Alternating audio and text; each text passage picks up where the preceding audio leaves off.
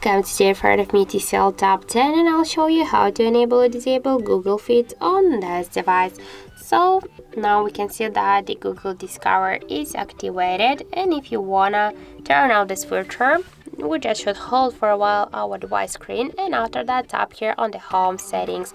Then we'll see here the Google Feeds feature, and just to turn off this feature, let's just click once on the switcher here, and now when we'll swipe with our finger to the right side, we can see that the Google Discover is turned off. If you want to turn it on, by the same way, hold for a while your device screen, click here to the home settings, and then tap once on the switcher to activate Google Discover. And now we can see that this feature successfully activated. So that's it. Thank you for watching, and if you find this video helpful, don't forget to leave a like, comment, and to subscribe our channel.